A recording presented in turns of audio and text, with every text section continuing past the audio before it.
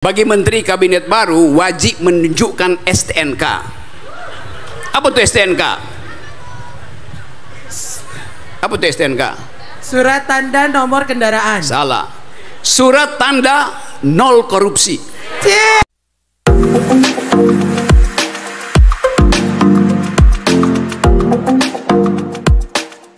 Sebelumnya saya ucapkan selamat siang kepada seluruh hadirin sekalian. Assalamualaikum warahmatullahi wabarakatuh. Ya, alhamdulillah ya, hari ini kegiatan kita kuliah umum bersama narasumber kita yang luar biasa, tokoh politik, filsuf Indonesia yang telah datang hari ini, Bung Rocky Gerung, akhirnya berkesempatan hadir di Universitas Potensi Utama. Terima kasih kami ucapkan, Bung Rocky sudah bersedia hadir bersama juga dengan tim sekalian ya. Sebelum memulai, izinkan saya sedikit membacakan profil dari Bung Rocky Gerung. Google aja. Baik, oke, baik kalau begitu. Untuk mempersingkat waktu saja, kita hari ini akan membahas mengenai tema ya, mengenai mahasiswa sebagai agent of change. Jadi saya rasa mungkin sebelum Bung Rocky melakukan kuliah umum, boleh kita ini dulu berdiskusi kritis dengan pemantik kita hari ini, Bapak Bambang Indra Gunawan. Ya, segala tempat dan waktunya kami persilakan. Terima kasih. Assalamualaikum warahmatullahi wabarakatuh. Waalaikumsalam warahmatullahi wabarakatuh. Yang kami hormati semua orang tua kami di sini, Ibu Ketua Pembina Yayasan, Bapak Ketua Yayasan Pak Bob, abang-abang saya ternyata ada di sini, Bang Ahyar, mantan Wali Kota Medan. Sayang beliau nggak mencalon lagi rupanya. Bang Irmansyah, sahabat lama ya Bang. Rupanya Bang Irman saya yang bawa Bang Rocky juga nih. Dan ada temanya cukup menarik sih, mahasiswa sebagai agent of change. Mungkin nggak berlama-lama kan. Saya diminta sebagai pemantik. Pemantik itu biasanya untuk ngompori gitu. Problemnya Bang Rocky ini adalah kompor. Jadi nggak usah dipantik, dia udah sumbu 20 ya kan itu. Jadi kalau dulu ada kompor hok namanya kan, sumbunya ada 20 dan hidup semua apinya gitu. Saya hanya coba mereview saja ke belakang misalnya tentang, karena banyak ya jadi audiens Bang, ini mahasiswa yang mungkin perlu digerakkan dengan inspirasi gitu. Mahasiswa menjadi sosok mahasiswa pemberani. Fase-fasenya mungkin teman-teman mahasiswa, fase-fasenya era mungkin sebentar lagi Sumpah Pemuda 28 Oktober itu menjadi bentuk bagian dari bergeraknya kaum intelektual kan begitu. Tadi Bang Rocky ada di Universitas Pancabudi bicara tentang Indonesia cemas. Malam nanti akan bicara tentang demokrasi. Hari ini maka potensi memberikan sumbangsinya bahwa demokrasi itu hanya bisa dijaga oleh kaum intelektual, dan itu hanya bisa disupport dari kalangan mahasiswa. Ada buku menarik misalnya buku Ahmad Sanusi bicara tentang 10 pilar demokrasi. Satu, yang kedua saya ingat sekali itu demokrasi dengan membangun kecerdasan. Barangkali Bang Rocky kemari untuk menginspirasi agar bangsa kita mulai cerdas. Jadi kalau kita search di Google misalnya, average IQ orang Indonesia itu, tolong diperbaiki kalau salah Bang, 78,4. Jadi peringkat 129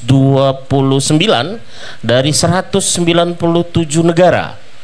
Cukup rendah, bahkan lebih rendah dibandingkan misalnya negara yang saat ini sedang dibombardir oleh Israel misalnya. Cukup rendah.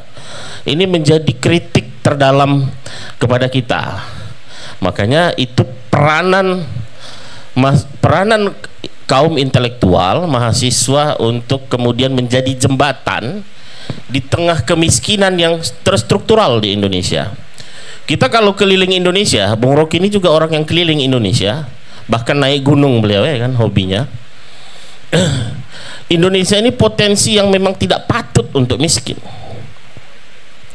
Kalau kita search di Google misalnya, jumlah orang kaya di Indonesia itu bukan dari hasil pikiran. Dia hanya tinggal ambil aja dari sumber resources yang ada di Indonesia. Minyak, tambang batu bara segala macam, emas, sampai batu cincin pun itu diambil gitu.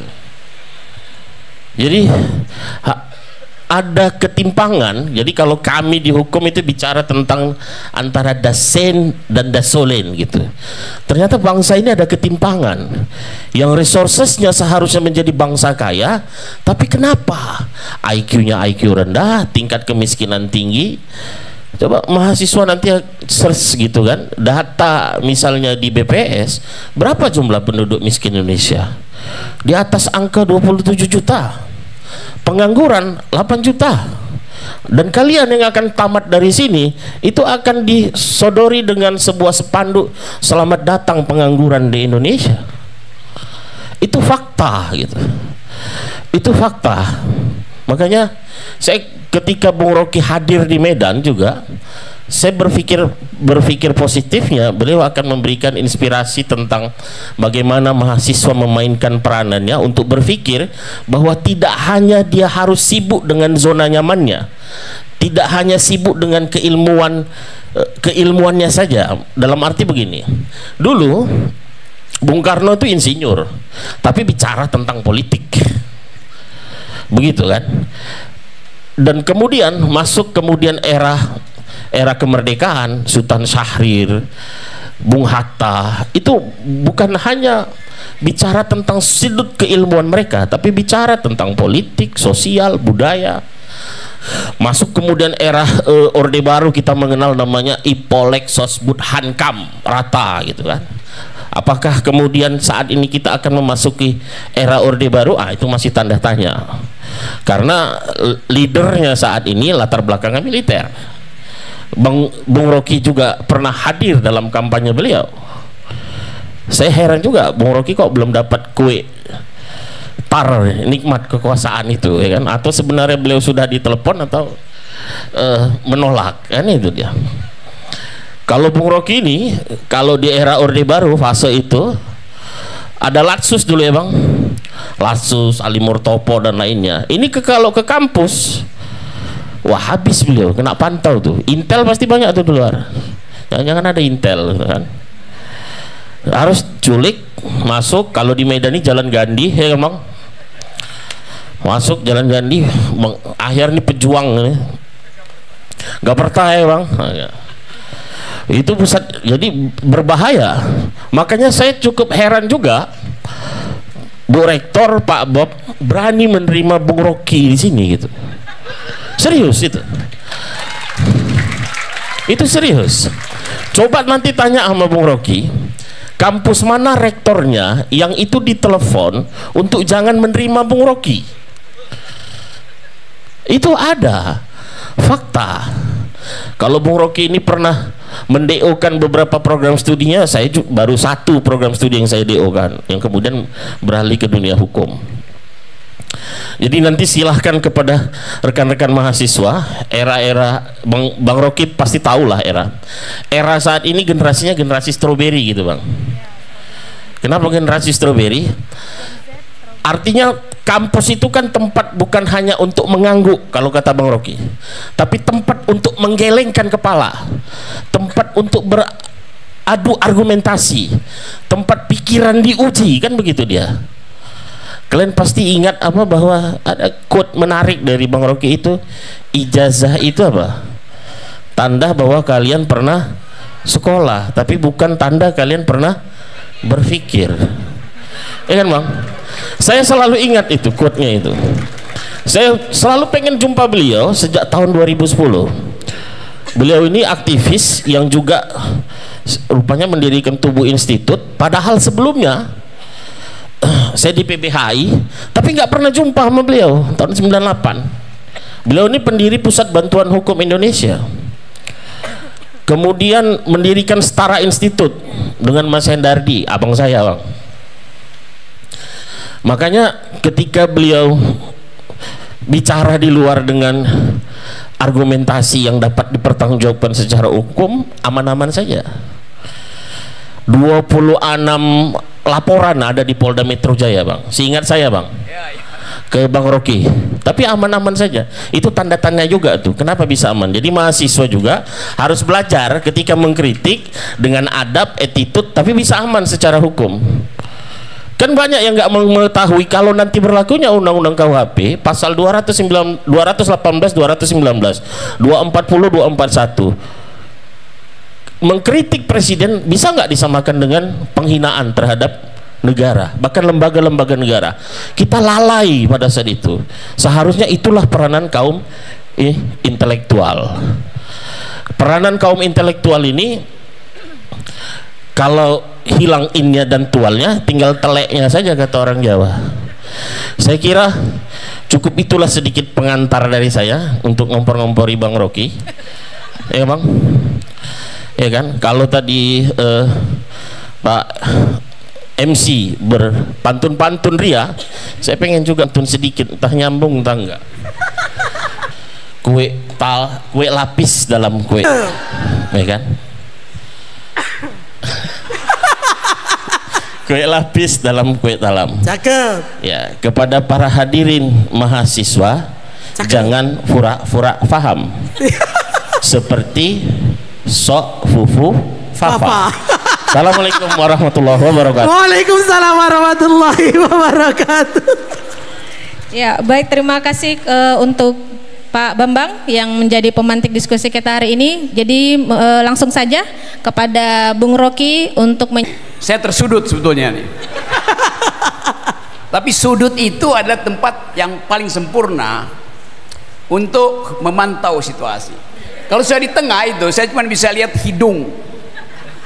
Saya tidak bisa lihat kemancungannya.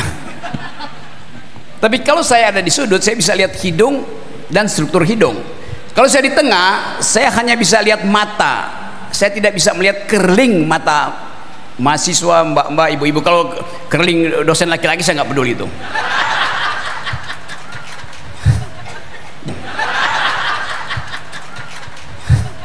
Jadi berdiri di sudut ada gunanya, yaitu dapat perspektif itu. Dia juga ada di sudut itu. Dan mesti pantun dulu ya.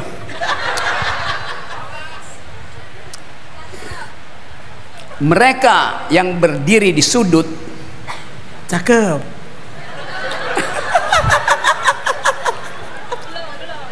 Nah nih saya mesti cari akal.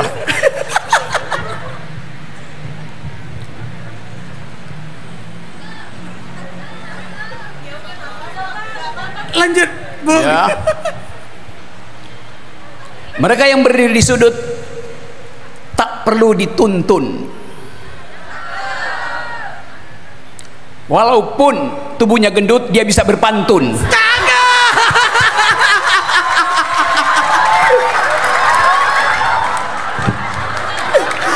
Beri tepuk tangannya ke Buro. Oke, saya mulai ini. Coba ulangi. Yang berdiri di sudut tak perlu dituntun, kendati tubuhnya gendut tapi bisa berpantun. Itu ada, coba tolong dibaca tuh, Master Gendut. Itu ada tulisan tapi samar-samar, saya coba tolong bacain. Bagi apa itu? Agak keras. Bagi mahasiswa dan mahasiswi dan tamu wajib menunjukkan STNK kendaraannya. Kendaraan. Oh, oke. Oke, bagaimana kalau saya rubah itu? Sudah. Bagi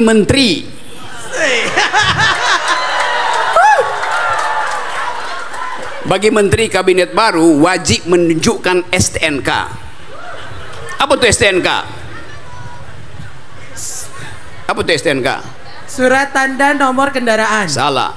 Surat tanda nol korupsi.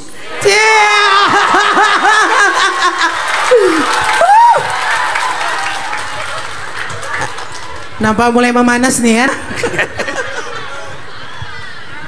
Kita berupaya untuk menghasilkan peradaban yang nol korupsi.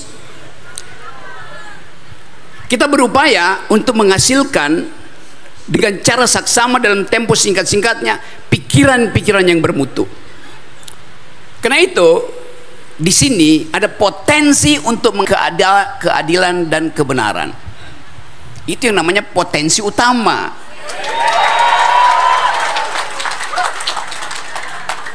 Kita mau olah pikiran itu hari ini. Tapi bagaimana mungkin kita mengolah pikiran kalau kesempatan untuk mengucapkan pikiran mulai dibayang-bayangi oleh KUHP yang akan memantau isi pikiran kita, KUHP baru. Jadi betul yang disebutkan oleh Profesor Bambang tadi dan Profesor Fanny. Semua yang berani mengundang saya pasti profesor. Karena kita cuma bisa pilih di negeri ini, atau Anda jadi profesor atau Anda jadi kompresor. Profesor adanya di universitas, kompresor adanya di pinggir jalan untuk membompa ban kempes. Tapi pikiran yang kempes hanya mungkin dipompa kembali dengan harapan bahwa negeri ini pernah didirikan oleh mereka yang berpikir. Profesor Bambang tadi terangkan, Natsir, Soekarno, Hatta, Sultan Syahrir, semua mereka adalah makhluk yang berpikir. Apa artinya berpikir? Berpikir artinya mengucapkan politics of hope. Berpikir artinya mengemukakan perspektif. Berpikir artinya membangun argumen, bukan sentimen. Kita nggak tahu apakah selama ini kita menemukan manusia, pemimpin yang berpikir. Tadi, barusan tadi saya ngintip di berita itu, wakil presiden kita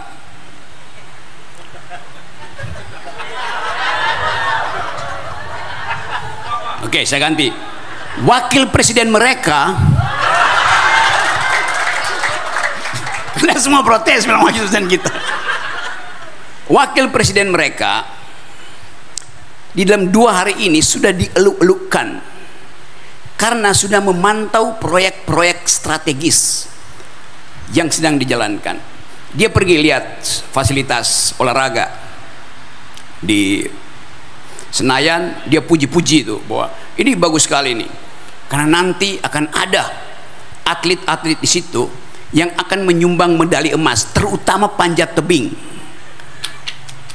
Yes, saya langsung senang, karena kemarin saya bawa pulang medali emas panjat tebing dari Olimpiade Paris. Tapi apa pentingnya menyebutkan panjat tebing yang memang ada medali emas? Sementara beliau tidak pernah panjat tebing, dia panjat kekuasaan.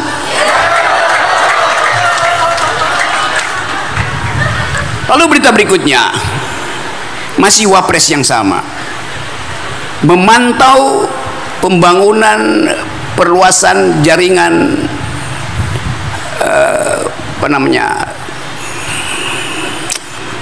jalan kereta api di kota itu, LRT, Light Rapid Transformation. Memantau, lalu diberitakan wakil presiden di hari kedua sudah memantau pembangunan MRT, sudah memantau fasilitas olahraga. Itu jadi berita utama. Orang hanya memantau, itu sama dengan turis, tapi jadi berita utama. Kita nggak lihat ada konsep baru pada beliau untuk mengatakan bahwa visi saya tentang Indonesia, tentang olahraga adalah ini, visi saya tentang transnasional adalah ini. Hanya memantau, artinya mengikuti pola bapaknya sebelumnya, mantau-mantau. Begitu ada sesuatu yang bagus diklaim, begitu buruk tidak diklaim. Itu yang kita sebut kejujuran untuk menilai secara metodologis. Kalau kita dengar, pasti sebentar lagi akan ada ilustrasi tentang masa depan tuh dari seseorang yang dicalon, yang sekarang faktual adalah wakil presiden. Akan ada Indonesia emas. Iya, isinya apa itu Indonesia emas? Akan ada keadilan, apa isi keadilan itu? Indonesia emas, keadilan di dalam perspektif ilmu pengetahuan harus dibuktikan versi siapa? versi libertarian, versi liberal, versi sosialis, versi komunis. Kan itu yang namanya berpikir kritis. Jadi mahasiswa seringkali juga pakai jargon yang sama itu. Akan ada keadilan, akan ada bonus demografi. Apa tuh bonus demografi itu? Kalau tadi Indonesia IQ-nya 78,5, Vietnam 115, Singapura 105. Bagaimana berkompetisi di dalam keadaan kekurangan pengetahuan, kekurangan IQ? Jadi apa yang akan jadi parameter untuk mengatakan kita akan pergi pada Indonesia emas, kita akan pergi pada Indonesia yang adil? Jadi mahasiswa, kendati Anda mungkin malas demo, tapi jangan otakmu itu dihibernasi. Itu dasarnya. Kasih kritik. Kenapa itu terjadi? Banyak statistik yang berupaya untuk menipu kita tuh. Statistik terakhir misalnya Gini rasio kita 31. Bagus. Kalau 100 itu artinya ketimpangan absolut. Kalau 0 ketimpangannya tidak ada, artinya ada keadilan di situ. Sering saya kasih ilustrasi bahwa cara menghitungnya itu yang mesti sudah persoalkan. Mereka belajar ekonomi, belajar komputer. Coba cari apa yang dimaksud dengan Gini rasio itu. Kalau di sini ada petugas statistik, dia tanya pada saya, Pak Rocky, pengeluaranmu berapa? Saya bilang pengeluaran saya Rp10.000 per hari. Dia catat. Pengeluaran Ibu Fani berapa? Ibu Fani bilang ya 10.000 juga. Dia catat. Pak Bambang pengeluarannya 10.500, sedikit di atas saya karena gajinya tetap, saya gajinya nggak jelas. Jadi kita bertiga di sini mengeluarkan 10.000. Lalu dia tanya pada seseorang yang dia temukan di Kuala Namu tuh, baru turun dari private jet, Bapak berapa pengeluarannya? 10.000. Dia tanya pada mahasiswa Universitas Potensi Utama, berapa pengeluaranmu? Ucok, Butet, 10.000 Pak. Dicatat per hari ini pengeluaran dosen, pengeluaran mahasiswa, pengeluaran oligarki sama-sama 10.000. Headline-nya besok adalah tidak ada kesenjangan sosial di Medan ini. Benar tidak? Benar, memang ada kesenjangan sosial. Gini rasionya 0. Tapi coba kita periksa perlahan-lahan, masuk dalam detail. Kenapa saya mengeluarkan 10.000? Ya karena saya cukup makan. Tadi saya nyuri dari universitas sebelah itu jeruk. Berapa saya nyuri tadi, Irman? Saya nyuri 10 jeruk. Kalau saya beli jeruk itu harganya 10.000 di Medan. Jakarta udah pasti 30.000. Ditanya sama statistik, kenapa Pak Rocky cuma bukan Pak Rocky, Bang Rocky kalau di sini ya, guys. Kenapa Bang Rocky cuma keluarin 10.000? Karena saya hanya perlu makan jeruk. Di dalam jeruk ada protein, di dalam jeruk ada vitamin, di dalam jeruk ada karbohidrat, di dalam jeruk ada cairan. Cukup buat saya satu hari makan jeruk. Ditanya pada si oligarki yang baru parkir private jetnya, kenapa Bapak cuma keluarin 10.000 sama seperti Bang Rocky? Karena saya disuruh dokter untuk makan vitamin aja, karena saya banyak penyakit. Sama. Ditanya pada mahasiswa tadi, hai mahasiswa Potensi Utama, kenapa kamu cuma mengeluarkan 10.000? Iya, karena saya keluarin 5.000 pagi-pagi untuk makan banyak, dan masih ada 5.000 untuk saya beli promah untuk nahan lapar. Jadi yang dicatat adalah expenditure, pengeluaran kita, tidak dicatat pendapatan kita. Indonesia tidak punya statistik tentang pendapatan orang, disembunyikan, itu masalahnya. Jadi statistik bisa menipu saudara-saudara tuh. Itu pentingnya kita pakai akal sehat untuk tidak percaya pada statistik negara. Dasarnya itu tuh. Jadi sekali lagi, kalau kita berupaya untuk agen perubahan sosial, jadi dulu agen buat dirimu sendiri untuk mengubah caramu berpikir itu. Dan itu mengandalkan pengetahuan dasar tentang ekonomi, tentang ilmu sosial, tentang hukum.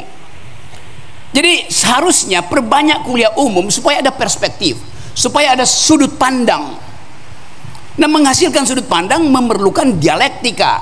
Dialektika artinya pikiranmu dibenturkan dengan pikiran lawanmu. Pikiranmu sebagai mahasiswa dibenturkan dengan pikiran dosenmu. Itu pentingnya bertengkar dalam pikiran. Jadi seharusnya universitas diasuh dengan cara itu. Demikian juga kekuasaan harus ambil model yang sama dengan universitas. Bertengkar dalam kebijakan. Apa artinya? Harus ada oposisi. Supaya pekerjaan pemerintah itu di-watch dengan cara yang berbeda tuh. Ada distinctive karakter. Pembeda itulah yang menentukan demokrasi. Sekarang semua partai dimasukin ke kekuasaan. Lalu siapa yang akan mengevaluasi kekuasaan? Padahal kekuasaan selalu potensial untuk korup, untuk fraud. Kan itu dasarnya kan, power tends to corrupt and absolute power corrupt absolutely. Jadi sebetulnya mahasiswa bisa mengambil peran itu sebagai devil's advocate. Kalau orang hukum bilang, jadilah devil's advocate, advocatus diaboli. Artinya, jadi pengacara yang disewa setan. Kenapa? Karena seolah-olah mereka yang di kabinet adalah malaikat. Padahal bisa terbalik. Jadi kalau kita mau jadi agent of change, kita mesti ubah perspektif.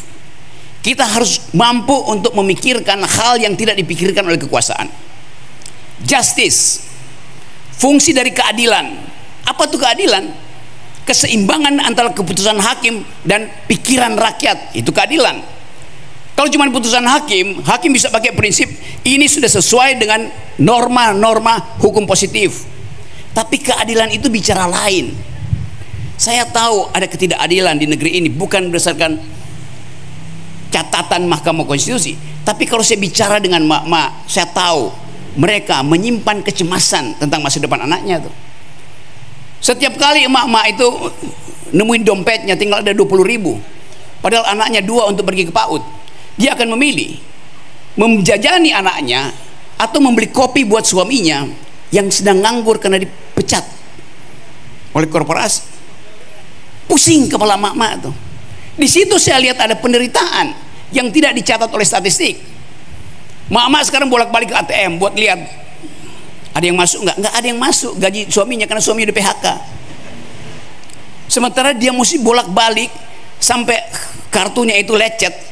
Karena ngambil 50.000 tiap hari. Berupaya untuk membayangkan bahwa akan ada perubahan di dalam kepemimpinan yang akan datang. Dan itu yang kita investasikan pada pemerintahan yang baru. Tapi kita mulai curiga bahwa bagian-bagian strategis dari negeri ini akan kembali dikuasai oleh oligarki. Itu yang dicemaskan oleh mahasiswa, oleh kampus. Kita hendak berpikir maksimal bahwa kita hendak bertanding dalam bonus demografi, bukan antar kita, tapi kita dengan Malaysia, kita dengan Singapura, kita dengan Vietnam. Kan itu yang memungkinkan kita mengatakan bahwa kami punya harapan dengan kabinet ini. Jadi teman-teman, saya balik lagi pada tema ini. Student today, leader tomorrow. Kan itu seringkali. Apa artinya jadi student today? Doing best practice dari senior saudara. Apa best practice yang bisa saudara pahami?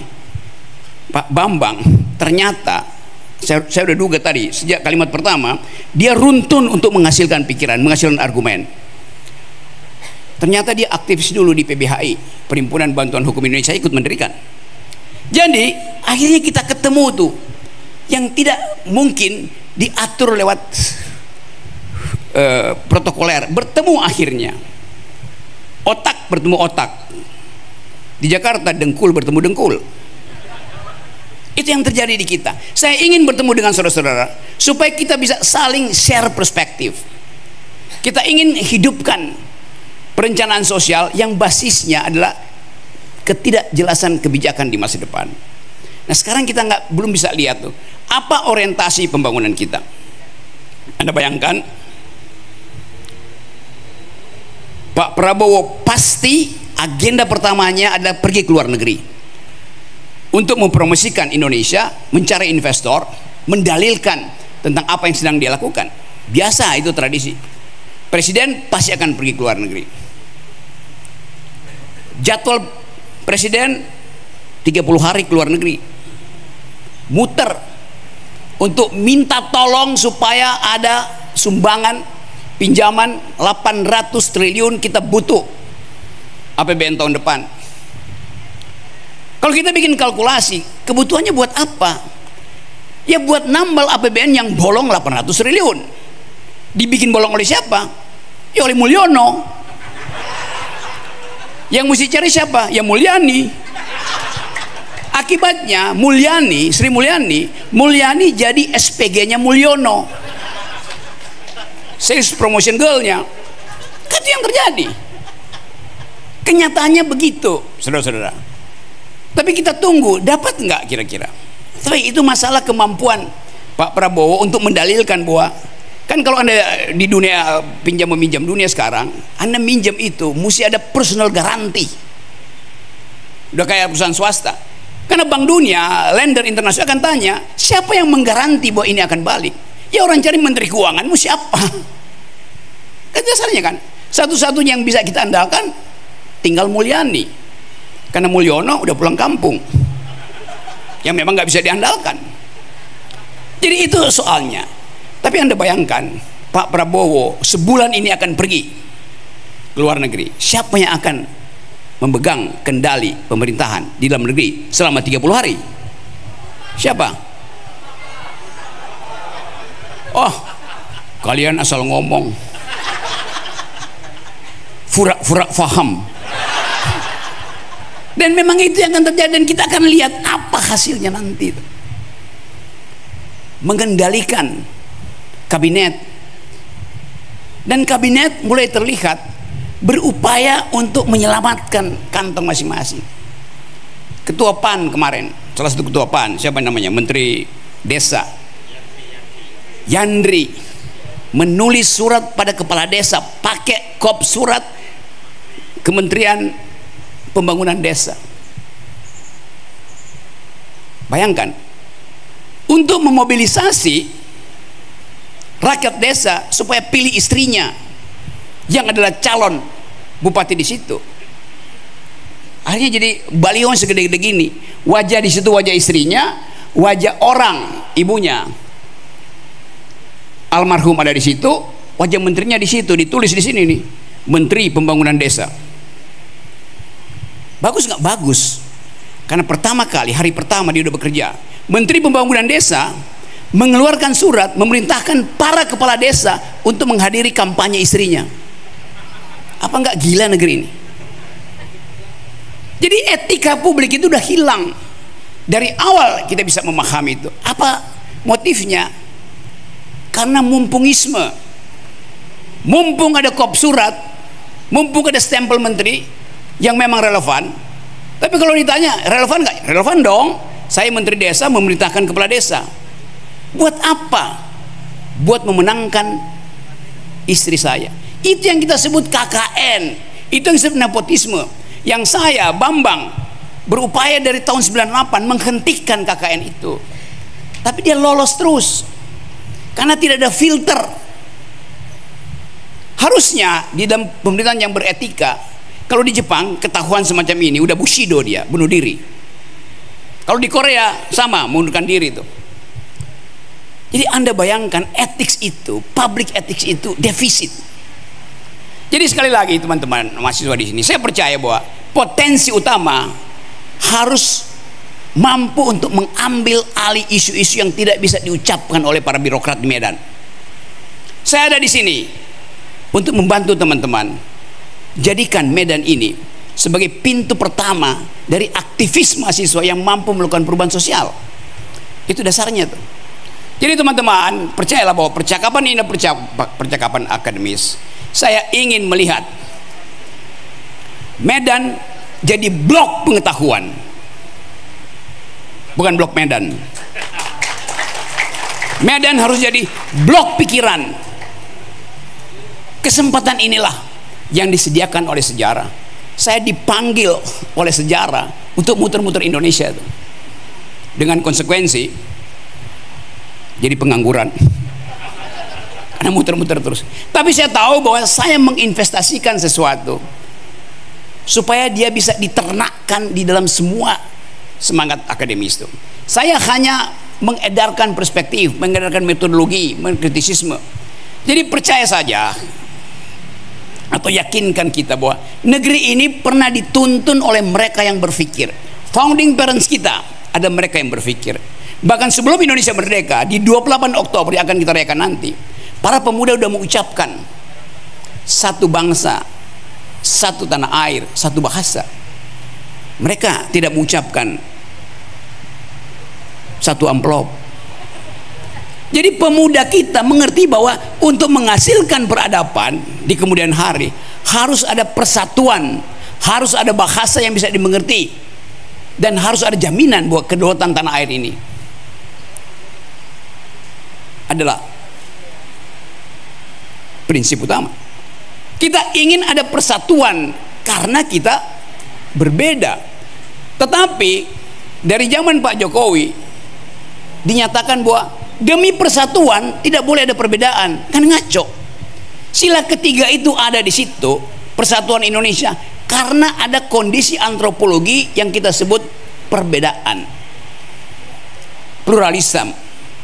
Karena ada perbedaan diperlukan persatuan. Jangan dibalik, demi persatuan tidak boleh ada perbedaan.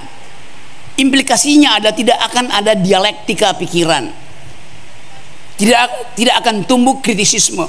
Nah, kita ingin batalkan itu. Saya selalu percaya bahwa apa yang dipikirkan oleh mahasiswa itu yang paling jujur. Apa yang pernah diucapkan sebagai janji ketika Anda masuk universitas, yaitu hanya ingin menempuh pendidikan pengetahuan dengan dasar kebenaran dan keadilan, itu dipegang juga untuk aktivitas politik. Jadi teman-teman, di potensi utama, pastikan bahwa siang ini kita hidupkan kembali akal pikiran sebagai potensi untuk menghasilkan keutamaan negeri ini. Terima kasih.